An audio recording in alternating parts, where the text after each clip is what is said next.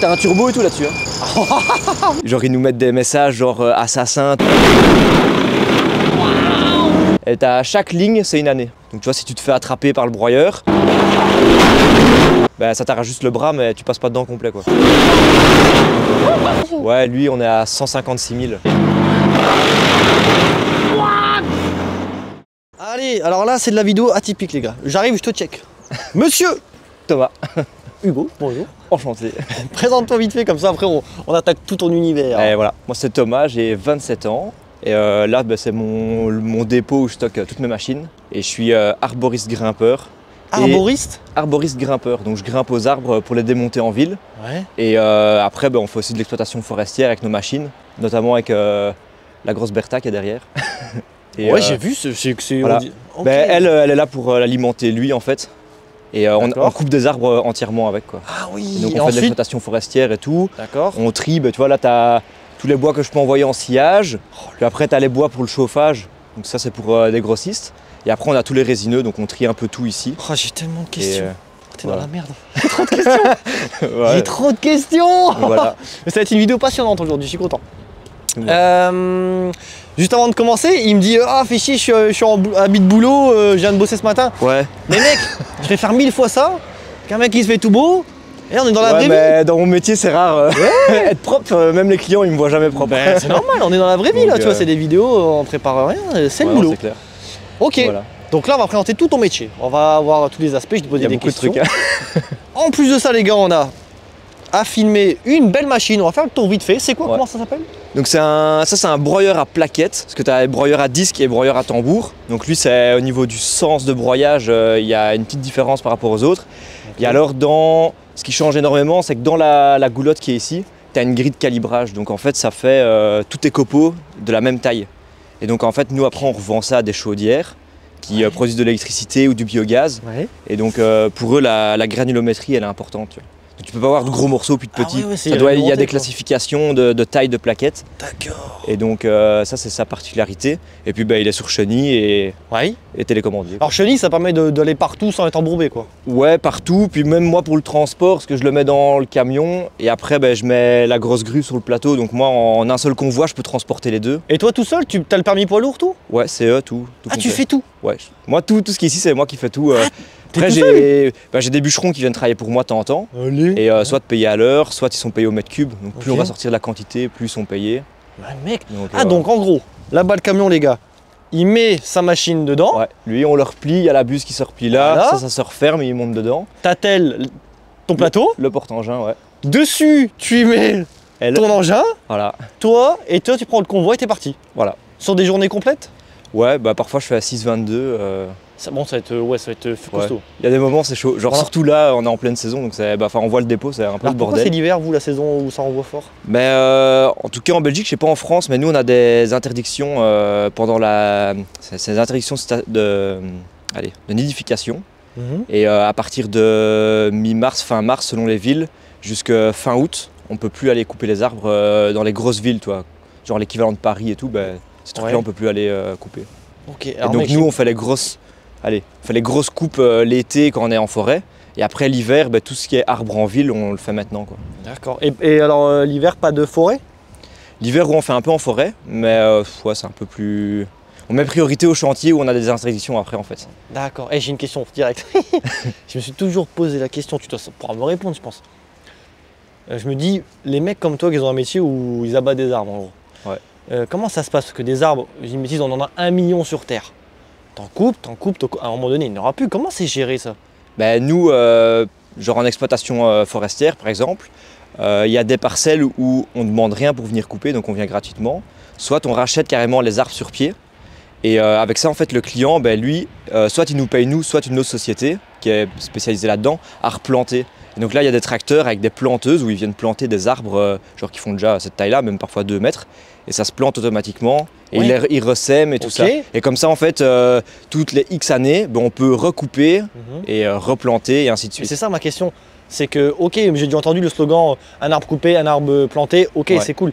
Mais un arbre, c'est quoi? C'est 100 ans pour que ça pousse? Comment tu gères le truc? Ça va dépendre. Après, tu vois, tu as des exploitations où tu vas avoir du résineux, par exemple de l'épicéa, qui lui va pousser beaucoup plus vite. et on en a besoin de beaucoup plus parce qu'on fait des palettes, tout ça, donc il y a plus de demandes. Dans les bois de sciage, les bois de charpente, tu as un peu moins de demandes et c'est des bois qui grossissent beaucoup plus et donc qui produisent plus de quantité aussi. Okay. Donc tout ça est géré, enfin, c'est très compliqué. Mais... Voilà, c'est ce que j'allais dire. Je pense que tout ça est géré, mais mec, c'est curieux quand même. Comment ça marche hein? Parce que je pense que s'ils le font, ils se disent pas bon allez, on produit, un jour il n'y aura plus. Je pense que c'est quand même géré au final. Ouais, c'est géré. Nous, ici en Belgique, on a la DNF. Donc parfois, tu as des parcelles qui sont privées ou des parcelles publiques qui appartiennent à des villes, qui sont gérées par la DNF. Et admettons, toi, tu es le propriétaire, tu dis ouais, je veux couper ces arbres-là. La DNF doit venir en amont. Toi, tu fais une présélection et eux vont te dire ok, ça on admet pas. Ou dans les 50 arbres que vous avez choisis, ben, il y en a 40, on est ok, les 10 autres, non. Et donc il y a une gestion qui se fait parce que eux, ils ont un dossier où ils répertorient un peu toutes les coupes qui se font. Ouais. Et alors ils arrivent à calculer le taux d'accroissement des forêts, les taux de coupe et les productions qu'on envoie à l'export ou en import et ainsi de suite. Et eux font une moyenne de tout ça et alors c'est sur base des chiffres de l'année précédente. Et ils disent voilà, l'année passée on a trop coupé donc cette année on calme ou alors l'inverse. Mec, c'est trop intéressant par contre. Ouais, il y a plein de trucs. Même moi, je pense, je sais pas tout, je commence. Genre là, si je te pose la question, viens, on fait le tour d'un peu de ton stock de bois, tu saurais m'expliquer c'est quoi comme bois, il sert à quoi, etc. Ouais. On le fait, t'es chaud? Bah, genre là, par exemple, genre le tac, t'as là, tous les bois que tu vois qui sont un peu roses comme ça, là, les grosses sections, ça c'est un seul et même arbre. Donc là, il y a plus ou moins 50 mètres cubes. C'est un seul arbre, ça, ouais. C'est un séquoia. Ça, c'est un séquoia géant, on a dû le recouper en morceaux parce qu'il était trop gros pour le soulever à la grue. Et elle, devant elle, elle prend plus ou moins 2 tonnes. Donc les morceaux font 2 mètres. Donc chaque morceau faisait plus de 2 tonnes qu'on a dû recouper. Non mec, c'est un truc de ouf. Donc là, tu vois, on a recoupé la tronçonneuse et tout, tu vois, sur toute la longueur. Pour finir, t'as une tronçonneuse toujours avec toi? Ouais, il y a de quoi dans le dépôt. Et alors l'arbre là, par exemple, il y avait quel âge? Tu penses? On n'a pas compté, mais par contre, la semaine passée, on a fait un brut dans Bruxelles, au pied. Il faisait 9,20 m de circonférence. Donc ça faisait genre, il était à 2,20 m, 2,50 m de rayon, large, ouais, oh putain. Et là, les morceaux en 2,50 m de haut, il faisait 7,9 tonnes. Et quel âge tu dirais cet arbre-là? Là, il était à 256 ans. Putain, mec. C'était un des plus gros séquoias de la ville de Bruxelles. Il y en a 3 dans Bruxelles et ça, c'était un des arbres. Et en fait, c'est ouvert en 2 sur des baraques, donc on a dû le baquer. Mais mec, moi, ah oui, bon là, il est cassé, donc je peux comprendre, mais vas-y, je vais te donner une anecdote. J'avais une maison depuis que je suis petit. J'ai vécu 20 ans dedans. Les gens qui se sont rachetés la maison, on avait vraiment un beau jardin avec des grands arbres et tout, des gros arbres et tout, tu vois. Ils ont tout rasé.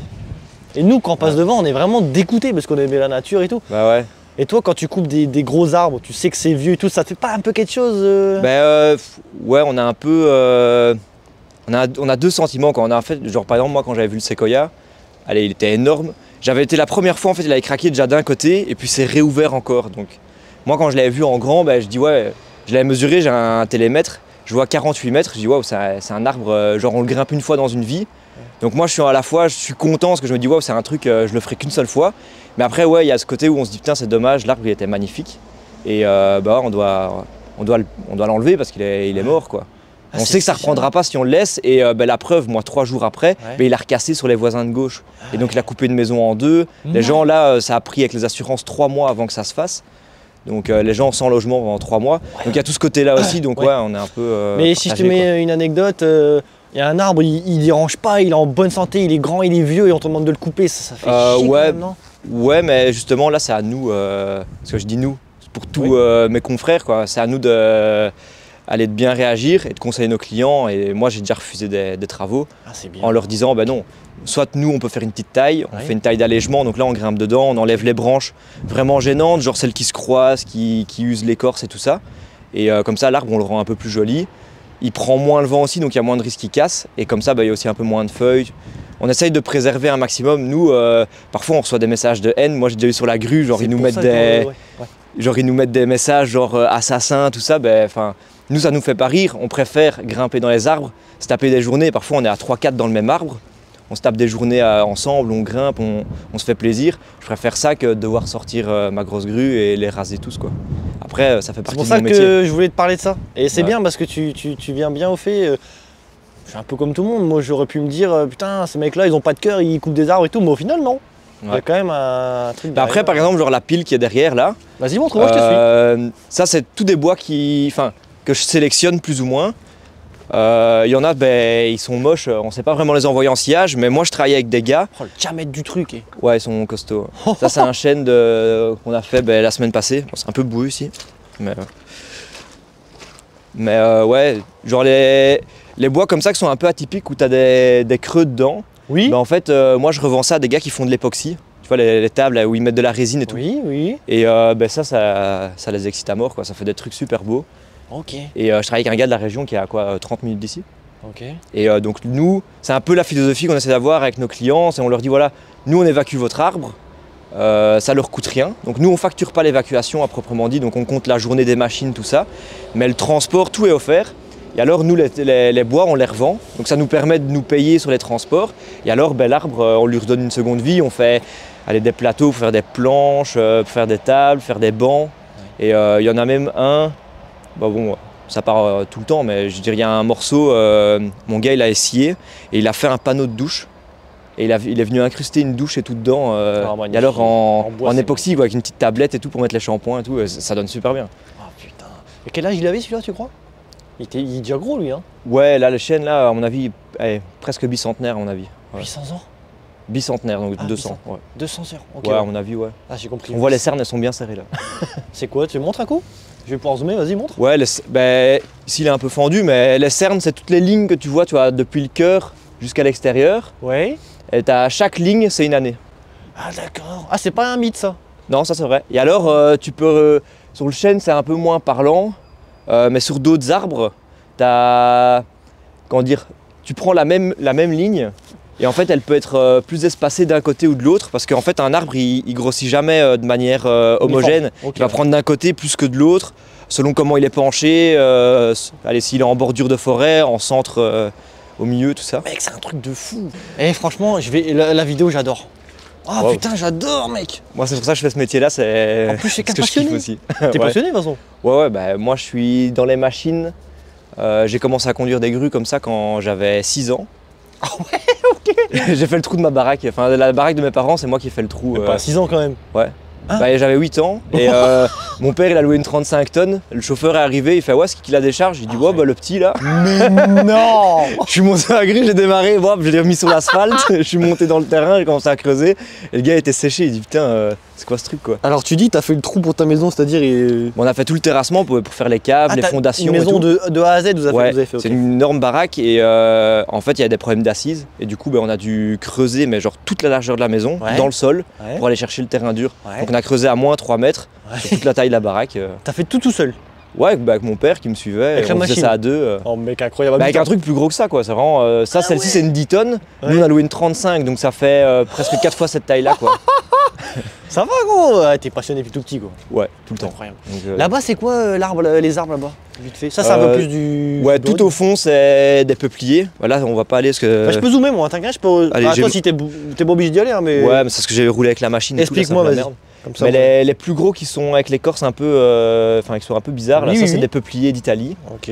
Et ça c'est des bois qui vont être broyés à terme. Je les ai mis là parce que j'avais plus trop de place. Mais ils vont être broyés pour faire de la cellulose pour le papier. Putain, tu me fais une question? Ah, une question. Je me suis dit, moi j'ai des questions de fou, les mecs dans les commentaires, et des fois ils me disent, mais go, t'es malade. Genre avec un tronc d'arbre, genre je sais pas comme ça là. Ouais. Tu fais combien de feuilles, mec? Combien tu fais de feuilles de pékin? Voilà, avec le hêtre, ils font pas, parce que tu vois, avec le hêtre, donc celui qui est devant nous là, à l'horizontale. Ouais, celui-là là. Lui, c'est plus pour du bois de charpente ou du bois d'œuvre. C'est des bois plus nobles, tu vois. Les fibres sont plus dures.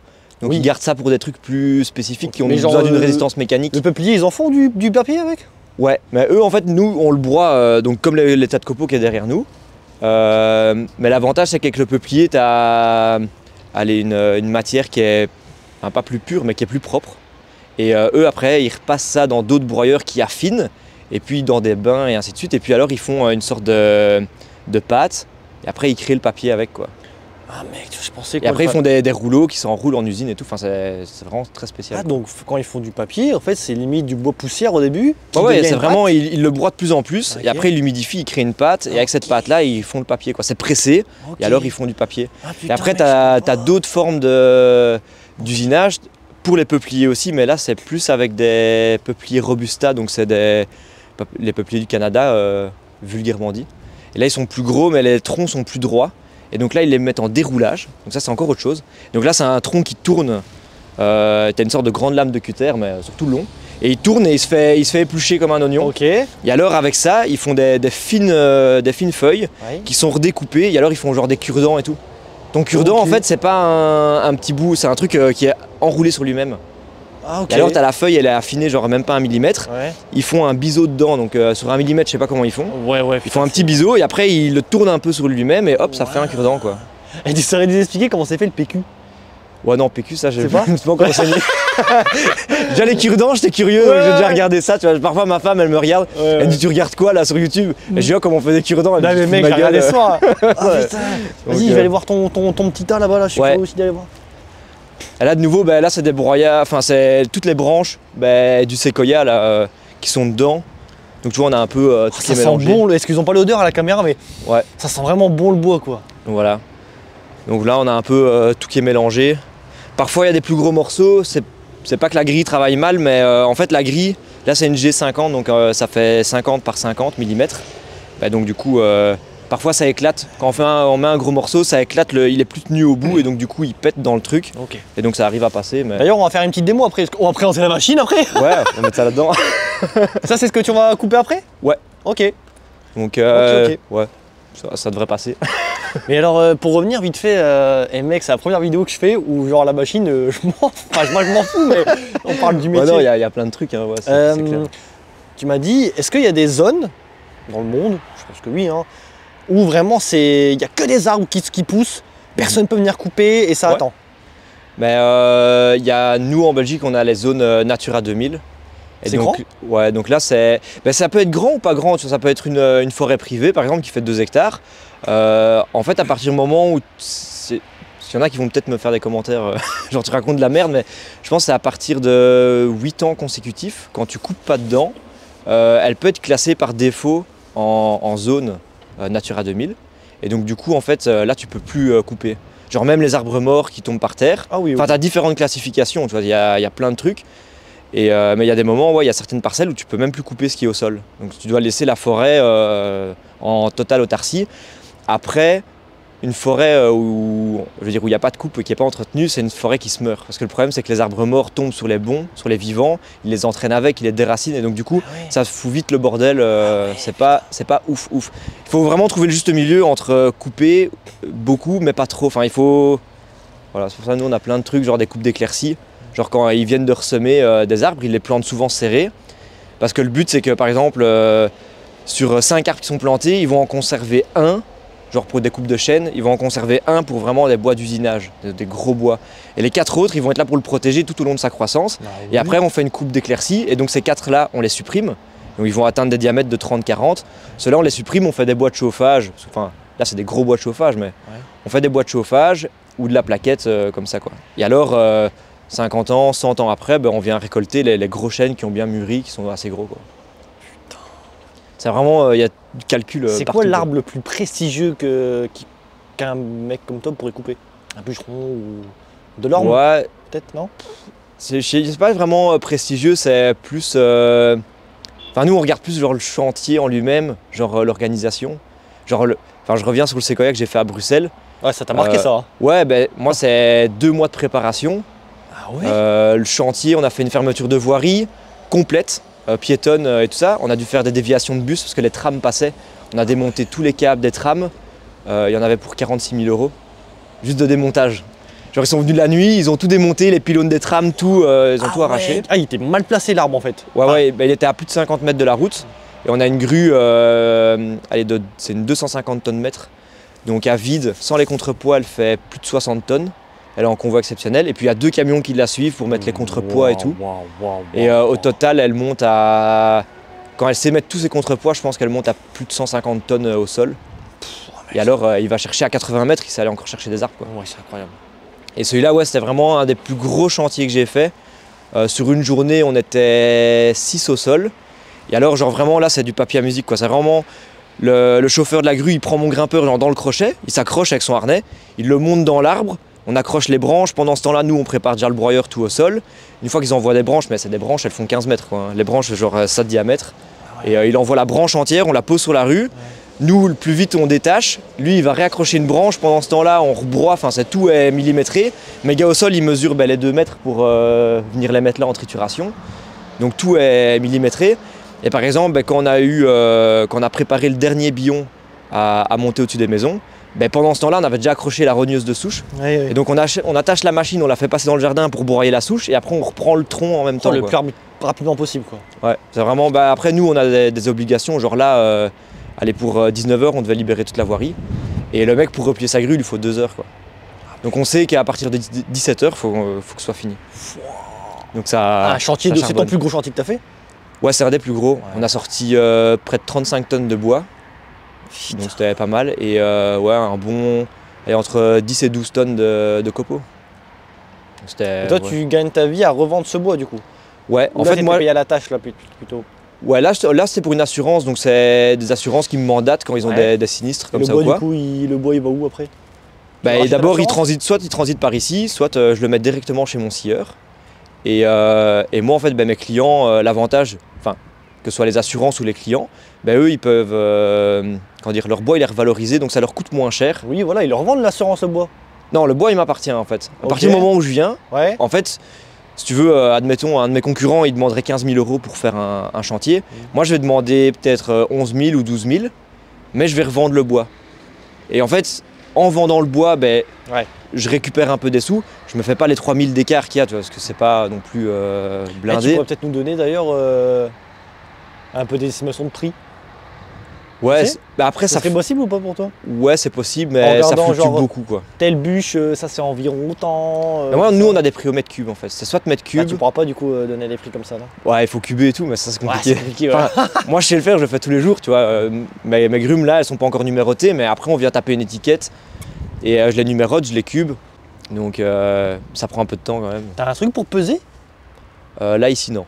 Ok, mais ça existe quoi, tu veux dire. Ouais, nous, par exemple, le camion là-bas, quand je le remplis de bois de chauffage, j'ai des clients qui demandent, il y en a qui préfèrent à la tonne, soit à la stère. Oui, la stère, oui. Et il y en a qui achètent à la tonne. Après, quand c'est des bois secs comme ça, je préfère les vendre à la stère parce qu'ils ont perdu de l'humidité. Mais à la tonne, moi je charge le camion et puis je passe, il y a des agriculteurs ici tout près, là, à 10 minutes. Ils ont des balances. Ouais. Et donc moi je viens avec le camion, je me pèse. Ouais. Et je connais mon poids à vide, donc je déduis et je sais ma masse en charge. Oh, putain, c'est quand même passionnant ce métier. Ouais. Pourtant je suis grave un mec, je suis pas écologiste, mais j'adore la nature et tout, mais je pense pour faire ce métier, il faut quand même être un peu écolo. Enfin pas écolo, mais avoir un peu ce côté sensible de la nature, de se dire ouais, il faut pas faire n'importe quoi. Mais putain, mais cette vidéo est trop bien parce que justement ça va mettre en valeur ça. Moi c'est ce que j'essaye. Moi là je vais avoir un stagiaire en mars. C'est ce que j'ai un peu expliqué. Je lui ai dit voilà, nous on fonctionne comme ça, j'ai un peu donné nos valeurs sans dire voilà, moi je suis le meilleur, parce qu'il y a plein d'autres arboristes, il y en a plein qui grimpent sûrement mieux que moi, qui taillent sûrement mieux que moi. Parce que moi je suis encore jeune dans le métier, mais voilà, il y a des valeurs qu'on doit inculquer. Et parce que moi quand j'aurai fini de travailler à 50 ou 60 ans, les jeunes qui vont reprendre, il faut qu'ils aient encore ces valeurs-là. Moi c'est ce qu'on m'a inculqué. Et donc voilà, il faut que ça perdure. Et nous on a un métier qui est en pleine évolution et les techniques de grimpe évoluent pour de moins en moins abîmer les arbres. Parce que même les frottements des cordes contre l'écorce, tout ça, ça peut abîmer, tu vois. Donc, ça doit être technique quand même. Hein. Ouais. Ok. Qu'est-ce qu'on se fait? On se fait la machine? Quand même. Hein. Ouais, on est là pour ça à la base. Moi je le vois tourner tous les jours, donc... ouais, pour toi c'est normal limite maintenant. Attends, hop. Ok, donc répète-moi pour ceux qui se sont perdus dans autant d'informations, ça c'est quoi? Donc ça c'est un broyeur à plaquettes. Donc nous, tout ce qui ne sera pas être revalorisé en bûche ou en bois de sciage, on le broie. Oui, ça devient un copeau? Ça devient des copeaux, comme derrière toi. Et alors ça, après nous, on recharge ça dans des camions qui sont livrés à des centrales qui produisent de l'électricité, des groupes de chaux ou comme ça. Et pas du papier? C'est très rare parce que nous, le problème, c'est que vu que c'est des arbres qui sont parfois en ville ou d'autres en forêt, pour faire le papier de ça, il faut les certificats PEFC, tout ça. Et un arbre qui est dans ton jardin, il n'est pas certifié PEFC, quoi. Ok. Donc nous, on met plutôt priorité aux chaudières et tout ça, qui produisent des groupes d'eau chaude ou des coopératives ou des trucs comme ça. Ok. Tu peux m'expliquer, décrire un peu le véhicule, comment ça marche, le bois il arrive où, je sais pas combien il fait de chevaux, combien ça coûte. Le moteur, j'ai un beau truc, bon, si tu veux on peut même ouvrir. Ah vas-y. Tu m'as dit, de mémoire c'est 200 chevaux, c'est ça? Ouais, c'est un peu moins de 200 chevaux. Ça c'est le nouveau modèle qu'ils ont sorti. Parce il est pas vieux, non avant ça faisait 140 chevaux, là ils l'ont monté à 175 Attends, ou 175. Ouais, il m'a pas l'air vieux, hein. Non, moi le broyeur là il a 4 mois. Ça se compte en heures? Ouais. Alors lui la particularité par rapport à un plus petit broyeur, c'est que tu as le compteur d'heures moteur et le compteur d'heures broyage. Parce qu'en fait tu as un embrayage qui est ici. Donc ça c'est un embrayage comme une bagnole. Moi j'embraye la vitesse. Oui. Et il compte le nombre d'heures où le rotor tourne et le nombre d'heures où il tourne juste à l'arrêt quoi. J'adore. Ah, c'est Ouais, trop impressionnant. Ouais. Et là-dedans, tu as un ordinateur complet qui gère tout le broyeur. Genre là, tu as bon, on peut ouvrir, tu vois. Là, tu as une rangée de fusibles. Oh mec, ça va faire peur. Genre, c'est ton tableau de baraque, quoi. Genre, tout Ah ça. oui, ah oui, ah oui, ah oui. Ok. Ça, c'est ma petite install maison pour les phares. Parce que ça, c'était une option qu'ils voulaient pas faire. C'est-à-dire? Bah, mettre des phares pour quand je putain. broie, parce que vu que je suis un excité qui travaille jusqu'à 22h, bah, faut que peux je les vois mettre ce que en je route, fais. Ouais, t'as le bouton ici. Ah. Donc t'as là, t'as sur les côtés et tout pour voir toute la machine. C'est quoi. toi qui as tout installé ça, en Tout. plus. Ouais. Trop bien. Ah, Voilà. trop bien, ouais. Et donc combien d'heures alors? Là, je suis à. Il est à 60 et quelques. En fait, ça broie tellement que il tourne pas beaucoup en fait. Parce que tu as un rendement entre 60 et 80 mètres cubes par heure. Ok. Donc ça Ok. fait déjà beaucoup quoi. Ok. Combien ça coûte cette machine là, ce monstre? Attends, je peux estimer un prix ou pas? Ouais, vas-y. Ouah, ça va être dur, hein. Ah, c'est cher ou pas? Pour ce que c'est, ouais. Franchement, c'est cher. Parce que ça reste de la tôle avec un moteur et des axes quoi. Ah, mais peut-être que le système de broyage ça vaut peut-être cher, ça j'en sais rien en fait. Bah, ce qui coûte une pêche, c'est toute la gestion, tu vois, les écrans, les bazars, ça Franchement, coûte je serais pas. blindé. 50 000? Combien 50 000? Tu rajoutes 100 devant 150 000? Ouais, lui, on est à 156 000. Ah, Hors ouais. TVA. Hein. Hors taxe en plus? Ouais. Après, t'as les impôts qui passent par là. Ah oui. Après, lui, il vient d'Hollande. Donc, l'avantage, c'est que vu que je l'ai acheté là-bas, je paye pas de TVA vu que c'est de l'intracommunautaire. Donc, c'est déjà ça. Mais Ah, ouais, 150 000, d'accord. Ah oui, ouais, ok. ça fait mal. Oh bordel. Oh, le broyeur de ouf. Voilà. Ok, qu'est-ce que tu as à me dire dessus? Je t'écoute. Ouais, Parce voilà. qu'en fait, je sais pas trop poser comme question, mais je connais Ouais, c'est atypique. Hein. Mais là, c'est la goulotte d'entrée. Lui, allez, ce qui est bien, c'est qu'on peut continuer à charger à la main. Donc ici, tu as des capteurs, les barres, elles s'enfoncent, tu vois, pour déclencher des capteurs qui sont derrière quand on charge à la main. Donc tu vois, si tu te fais attraper par le broyeur, Ouais. bah, ça t'arrache juste le bras, mais tu passes pas dedans complet, quoi. Par contre, faut pas que ça soit grippé, hein. Ouais, non, voilà. C'est grippé. Mais, moi, je charge toujours à la grue, donc là, elles sont désactivées, parce que dans le moniteur que j'ai sur le côté, je peux choisir si je mets à la main ou si je mets à la grue. Et alors, lui, il les déconnecte. Mais Oh, par les contre, gars. j'ai toujours des boutons d'arrêt d'urgence. Tu vois, lui, tu l'enfonces Ouais. comme ça, Ouais. il s'arrête À de côté, broyer. Et de l'autre côté aussi. Les gars, on va se faire une démo après. Ouais, ça va être, Ah, ça va être pas mal. incroyable. Donc là, c'est ton bois qui rentre, donc c'est Voilà. pour ça que c'est tout griffé, hein, c'est normal. Ouais, c'est un peu moi aussi avec la grue. Oui, Et, ok, ça tape. Et puis là, oh, Et alors là, ça, c'est les rouleaux ameneurs. Donc eux, ils tournent pour ramener à l'intérieur. mais ça main dedans et tout. Ouais, là, ça va. On sait jamais, hein. Ça tourne Et- vite ou pas? Eux, non, c'est vraiment, tu vois, c'est assez doux. Quand le bois, il rentre, c'est vraiment à une vitesse, c'est peut-être 1 ou 2 Et km/h. le quoi. bruit que ça doit faire. Ouais, bah en fait, je vais te montrer après, les couteaux, ils sont mis. Si tu veux, t'as pas un seul grand couteau. T'as un gros tambour avec plusieurs couteaux.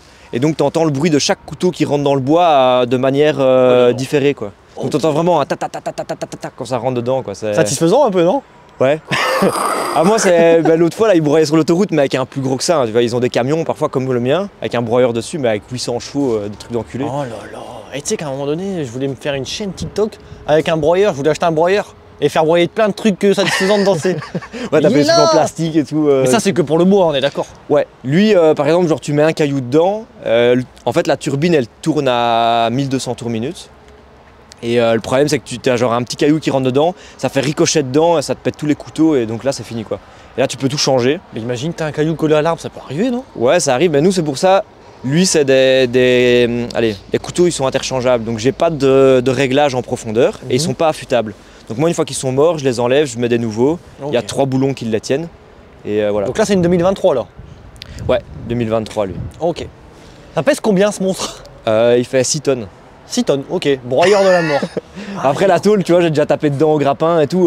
Bon, ça T'as me mal bouge au pas. cœur au début, non? Là, ouais, la première griffe, elle m'a fait mal. Ouais, Et puis après, je me suis dit, tant pis. Après, quand tu regardes, je veux dire, la buse ici, enfin l'entrée, elle est abîmée, mais tout le reste, j'essaie de le garder propre. Moi, tu vois, le prix, t'es à 150 000 €, c'est 3 bagnoles, quoi. Donc tu fais gaffe. 3 bonnes bagnoles. Ouais, de belles bagnoles. bagnoles. Et du coup, toi, la particularité, c'est que l'hiver, t'es toujours dehors. Il n'y a pas de cabine où tu peux être au chaud à télécommander ton truc. Bah ouais, moi je suis dans la grue, quoi. Ah, donc tu peux rester dans la grue au chaud. Okay. Donc là, tu vas démarrer les deux pour... Ah ouais, bah moi les troncs, si tu veux, tu essaies de les soulever, mais moi, moi je sais pas. donc voilà. Ah, du coup, ouais, t'as toute la gestion. Et alors, moi, depuis la grue, je gère avec cette télécommande-là. Ouais, c'est marrant, ça se... Et pilote du coup, là, t'as un bouton d'arrêt d'urgence, comme ça, je suis pas obligé de sortir la grue. Si je vois genre une barre en métal qui rentre dedans, ben, je tape vite dessus et il se coupe. Enfin, il s'éteint pas, mais il arrête le broyage en fait. Donc c'est ça qui est bien. Ok. Et alors après, avec ça, tu changes les modes, tu vois, qui sont en haut. Tu vois, t'as soit vert et rouge, rouge ou vert. Et en fait, chaque couleur indique le petit logo qui gère. Donc en fait, chaque bouton a 3 fonctions, quoi.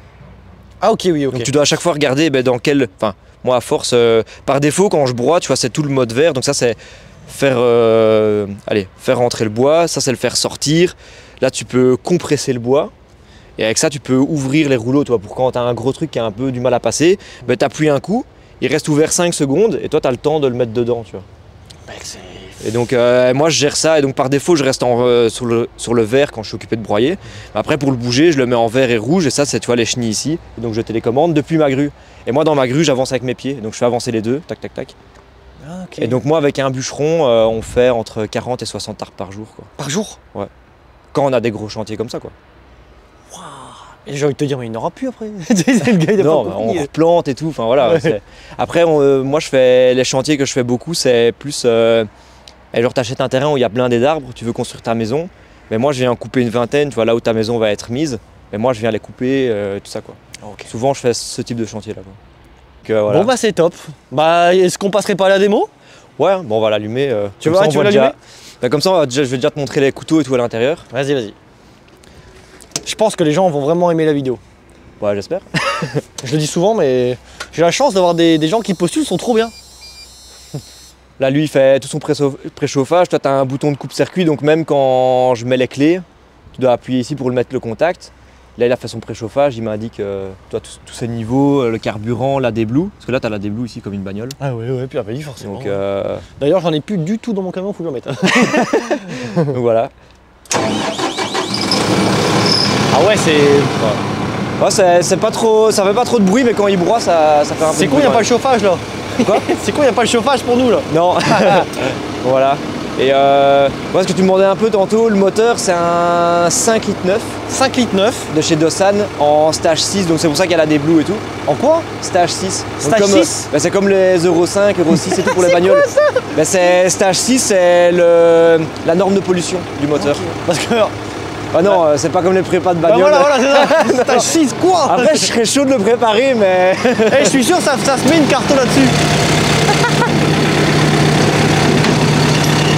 Oh les gars, l'enchaînement. Et je vais te montrer les couteaux à l'intérieur si tu veux. Ouais.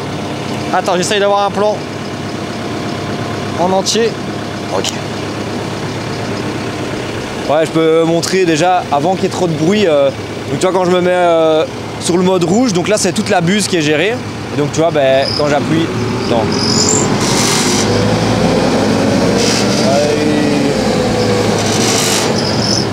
L'ordinateur qui est resté sur le mauvais mode. Donc là tu vois, j'appuie, je fais tourner la buse. Ah oui. Après j'ai le clapet qui est en haut, tu vois, pour éjecter plus ou moins loin dans les camions et tout. Oui voilà, ok, ouais. Et après pour le ranger, je descends. Ou alors je remonte, quoi. Et alors je sais le mettre sur le petit support, je l'arrange. Okay. Comme ça en hauteur pour les tunnels et tout. Ok, ouais. Oh putain, trop bien. Et donc... Et là tu vas cracher où le bois du coup? Ah, les copeaux dans Ouais, on va se mettre là-bas après. Ouais.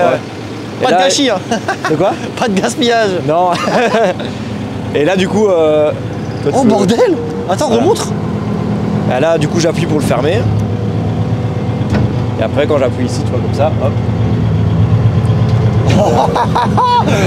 Et alors après t'as de l'autre côté, parce qu'ils tournent de face comme ça, okay. Et de l'autre côté ils sont inversés, donc ça fait un coup d'un côté, un coup de l'autre, et ainsi de suite.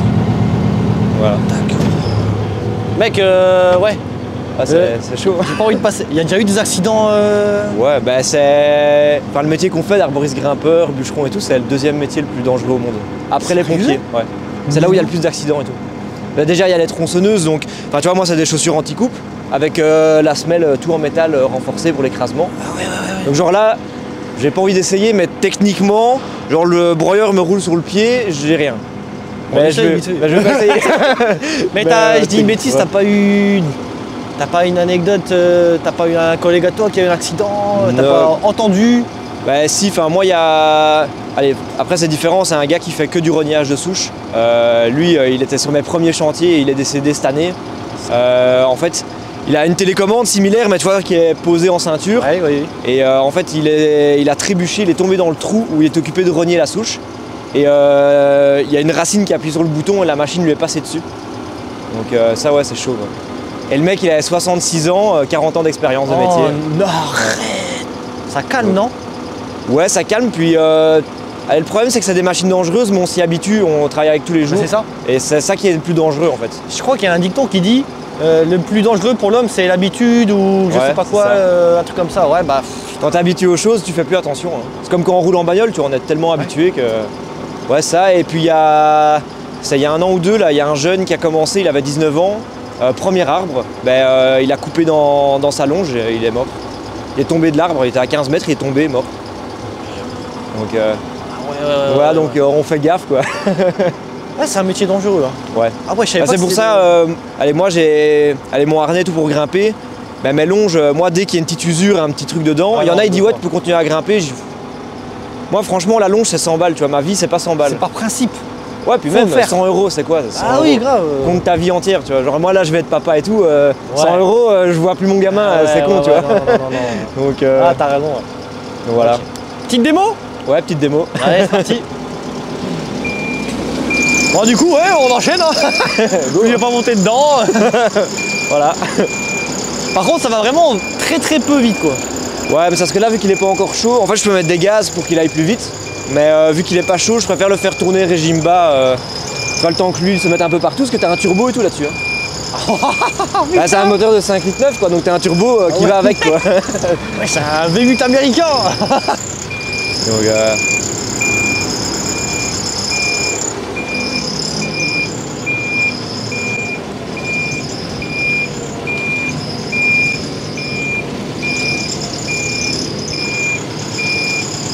Après, si tu veux, t'essayes. De quoi, la télécommande? Ouais, ou même si tu veux, tu te mets dans la grue, prends un bois, tu le mets dedans, tu vois. Là, on risque rien, tu vois. Faut juste faire gaffe. Ah, mais attends, la grue, je sais pas comment. Ouais. On finit le tournage, on verra. Enfin, un débrief. Mais on pourra faire un petit. On fait une formation accélérée. L'autre coup, j'ai conduit une pelleteuse. Une quoi? Une pelleteuse à roues. Une pelleteuse Caterpillar. Ouais, elles sont bien. Mais par contre, c'est des merdes parce qu'eux, ils ont des. Allez, sur le bras, tu vois, il y a des flexibles qui sont en rigide et d'autres qui sont en souple. Et Caterpillar, en fait, ils mettent des raccords de merde où tu as le trou, genre il est un peu excentré. Et donc, quand tu veux aller chez un mécano ou le faire réparer, ils l'ont pas. Il n'y a que Cater qui l'ont. Et donc, en fait, toi, si t'as pas un revendeur tout près, t'es baisé, quoi. Tu dois attendre le lendemain. Bon, je t'avoue que je m'y connais pas trop. Ouais, non, c'est le détail. Donc là, elle est en place. Ouais, maintenant, on va embrayer le rotor que tu as vu. Donc là on l'embraye, on doit le faire en plusieurs fois parce que le rotor est assez lourd et sinon ça fait caler le moteur quoi. Donc tu le mets contre, comme quand tu fais tirer ton embrayage quoi. Et là ça commence à tourner. Ouais. Et là tu vois si je l'ouvre. Ouais. Attends, hein. Hop. Tu vois maintenant ça tourne. What? Et ça c'est tous les couteaux ça? Ouais. Oh mec j'irai. Ouais, je vais rester de loin moi. Voilà. Donc là tu laisses ouvrir. Non, tu rouvres seulement quand tu es dans la grue avec la. Ouais, en règle générale les rouleaux donc ils sont en automatique. Donc moi une fois que je vais mettre du régime, parce que tu as des sécurités partout, il va bien vouloir que je lui demande de rentrer du bois, tu vois. Donc il attend d'être à son régime haut pour accéder à ça.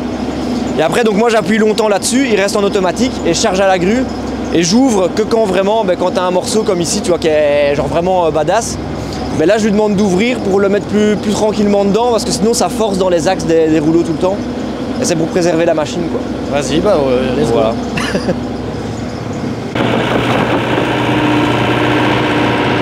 Bon les gars, si vous voulez passer sur la chaîne, ce sera avec un grand plaisir. Mais les gars, quel kiff de ouf de faire des vidéos comme ça. Donc là, il prend sa grue, en gros. On va aller chercher l'arbre qui est là. Et ben, on va le foutre dans le broyeur. Là, il fait monter dans les tours. Par contre, il est chaud le mec. Hein. Ah ouais, on voit qu'il y a du métier quand même. Est-ce que vous êtes prêts les gars? Et là il va ouvrir, regardez.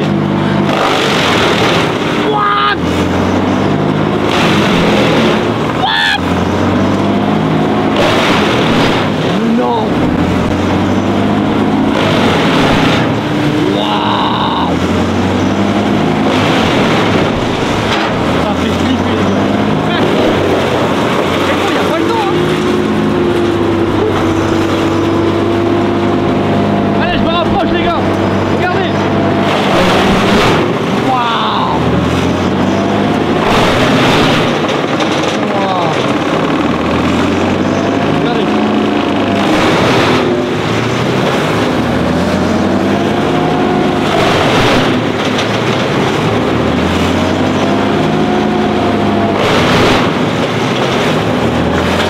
Waouh, waouh, waouh. C'est impressionnant.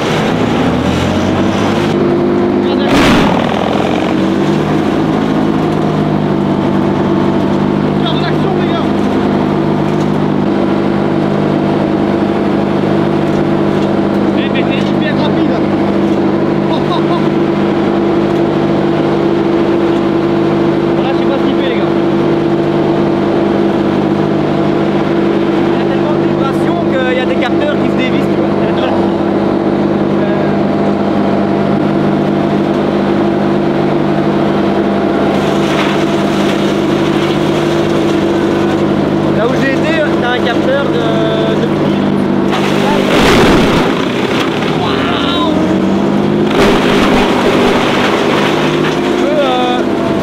Quand il s'arrête comme ça, c'est quand il détecte que les tours minutes sont trop bas. Du coup, il s'arrête, il remonte et après il réinjecte. Et le capteur là, il s'était dévissé. Du coup, il captait plus rien. Donc il s'arrête pour pas péter. C'est une sécurité de partout.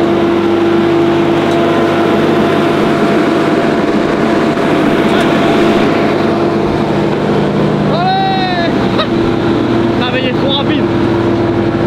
Adieu.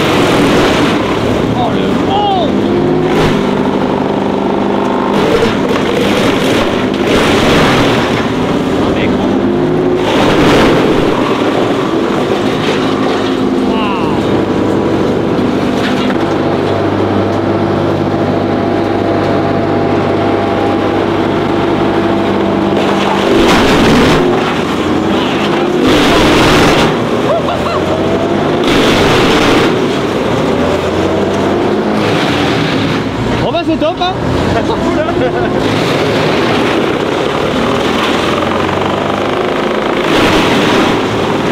Ouais, c'est un bon.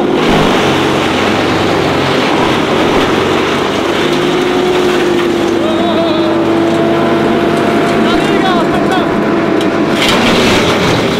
Oh, je l'étais.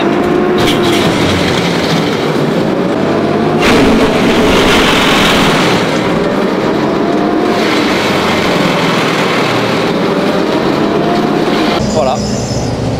Waouh. Et par contre j'étais impressionné la vitesse où t'es monté tout. Ouais, ça... Alors t'as dépoté quoi. Ouais, bah après elle, tu vois, tu peux... Quand tu la commandes à l'usine, parce qu'elle elle a 1 an, et tu peux choisir un peu les réglages que tu veux, tu vois. Donc eux ils rentrent dans le PC de la grue et ils te mettent un peu des réglages que tu as envie. Genre moi tu vois ma giration elle va très doucement parce que là bon, on manipule des petits bois donc ça va, mais quand on est en forêt parfois j'ai des 16 mètres tu vois. Donc 16 mètres si tu le tournes en une fois, ben, tu flingues tout le monde quoi. Ouais. Donc moi je l'ai réglé En fait, quand je fais aller ma cabine, donc la giration de la cabine et la giration du grappin, elle est faite pour que ça aille de manière linéaire en fait. Comme ça, quand je prends un bois et que je l'amène, ben, c'est vraiment dans le sens droit. Et parce que quand on broie, ben, souvent c'est des longues branches, quoi. Donc faut pas fouetter quelqu'un avec. Parce que tu pètes des rotules avec. Sinon. Donc, voilà. Donc là, est-ce que tu le fais tourner un petit peu après que tu as utilisé? Comme une bagnole, quand tu as tiré dedans, tu vois, là il y a un turbo et tout, donc tu le fais redescendre en température. Lui il se ventile. Entre la buse et le capot, on a un radiateur auxiliaire pour l'hydraulique. Donc là, il y a un ventilateur auxiliaire pour l'hydraulique aussi. Comme ça refroidit l'huile et tout. Okay. Parce que tu as l'huile du moteur et l'huile de la machine, quoi. Donc tout ça, c'est... faut faire gaffe que ça chauffe pas. On se fait une petite outro et c'est bien, je pense. Hein. Franchement, c'était trop bien. Et la vidéo, incroyable. T'as bien aimé ou pas? Ouais. Moi, je fais ça tous les jours, je kiffe tous les jours. Non, mais de faire la vidéo, c'est sympa. Ouais, c'est sympa. Mettre ton métier en valeur et tout, c'est bien. Ouais. Bah, franchement, et puis même s'il y a des jeunes tu vois, qui savent pas trop quoi faire, bah, ça peut les inspirer aussi. Parce que moi à la base, je savais pas trop dans quoi bosser. Puis le côté machine me plaisait toujours, quoi. Mais faire du terrassement, tu vois, quand dans une grue tu fais des bacs toute la journée la même chose. Nous après tu peux te dire c'est la même chose, mais chaque chantier est différent. Voilà, tu vois, l'arbre il est différent, tu sais pas comment te mettre, tout ça, tout change chaque jour, quoi. Donc, putain mec, en fait j'ai tellement eu d'émotions pendant la vidéo que je suis lessivé là. Genre je sais même pas quoi te dire, mais franchement la rapidité d'exécution. Alors quand tu es intense. Comment ils font? Si imaginons t'as un tronc comme ça là, ouais. À rentrer dans une broyeuse, ça existe les broyeuses de cette dimension? Ouais, bah, j'ai le gars qui m'a formé, parce que j'ai fait 1 an chez lui. Et lui il a acheté un camion, enfin là il a changé, mais son ancien c'était un 8x8, enfin un 6x8. Donc t'as 4 pneus à l'avant, enfin 2 essieux directionnels et 2 essieux porteurs, avec un broyeur qui était relié sur la transmission du camion. Et l'ouverture, c'est 1m40 par 1m10. Et toi, t'as combien là? Là, moi, j'ai 60 de large par 42 de haut. Non mais mec... Il faut imaginer genre ça, fois 3, fois 4 sur un camion. Ça doit quoi. faire. Bah là, c'est... Ouais, ça te pète les oreilles. Mais là, comment ça rentre à une vitesse, comme un serpent. Ouais. Et après ça, moi, je peux choisir la vitesse d'entrée pour faire des copeaux plus ou moins gros, tu vois, oui. Aussi. Plus ça rentre vite, plus c'est gros. T'as des réseaux sociaux si on veut te suivre? Instagram, Facebook, ouais, machin? Il y a terraconcept.arbo. Et okay. Ça, c'est sur Insta et sur Facebook. Okay. Voilà. Et on fait souvent des petites stories, genre des trucs un peu chauds dans les arbres et tout, donc si ça plaît aux gars. Après, je vais aller voir moi aussi. Il y en a qui veulent aller voir. Mais genre même le séquoia, quand on était avec la grue, genre t'es au milieu de Bruxelles, tu bloques une rue entière, t'as une grue qui fait 18 mètres de long, t'es posé au milieu de la rue. Nous on fait des petites stories. Combien de temps il a duré ce chantier là? Une journée. Et franchement un truc comme ça, c'était dans tous les sens. Je te jure, j'aurais filmé un truc comme ça. Ah ouais. Bah nous on était en route depuis 4 h du matin et on avait fini à 22 h. Pour un arbre. Wow.